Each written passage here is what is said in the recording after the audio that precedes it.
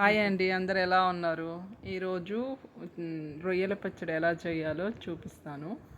First masala కోసం ధనియాలు కొన్ని తీసుకున్నా, 2 స్పూన్స్, కొన్ని లవంగాలు, కొన్ని మిరియాలు తీసుకున్నా, కొంచెం చెక్క, జాపత్రి, మరాఠీ మొగ్గ ఒకటి, అన్నీ కలిపి 2 యాలక్కాయలు, ఒక బిర్యానీ ఆకు, అన్నీ ఫ్రై చేసి మిక్సీ చేసి పెట్టుకోవాలి.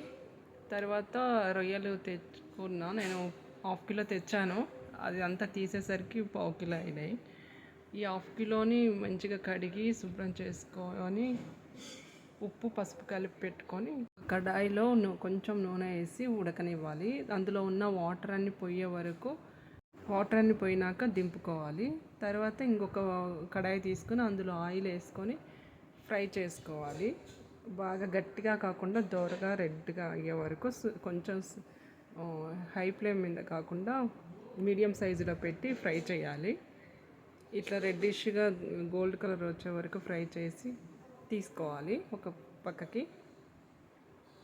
తర్వాత ఇదే ఆయిల్లో అన్నీ తీసినాక ఇదే ఆయిల్లో తాలింపు వేసుకుందాము.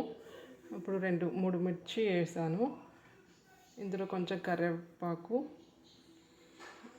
నేను ఫ్రెష్గా ఇప్పుడు నూరాను అల్లం వెల్లిగడ్డ, అది వేసాను. అది 3-4 స్పూన్స్ ఉంటుంది. నేను అందాజుకి వేసాను. మీకు కావాల్సినంత మీరు వేసుకోవచ్చు. కొంచెం పసుపు వేసుకోవాలి.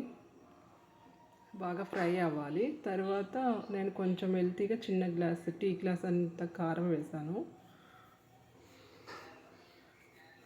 కొంచెం కలిపాక సాల్ట్ వేయాలి. నేను అన్నీ అందాజుకు మట్టుకే వేసాను. మీకు నచ్చినంత మీరు వేసుకోండి. మనం నూరి పెట్టుకున్న ధనియాల పొడి, తర్వాత కొంచెం మిరియాల పొడి వేసాను స్పైసీ కోసమని. అది వేగినాక రొయ్యలు, ఫ్రై చేసి పెట్టిన రొయ్యలు వేయాలి. ఇప్పుడు వేగినాక స్టవ్ ఆఫ్ చేస్తాను. తర్వాత ఇప్పుడు నిమ్మకాయ, మనకు కావాల్సిన కారానికి తగ్గట్టు నిమ్మకాయ పిండుకోవాలి. నేను 2 నిమ్మకాయలు తీసుకున్నాను. ఆ 2 పిండాను. 1/4 కిలో రొయ్యలే కదా, అందుకని 2 నిమ్మకాయలు పిండాను.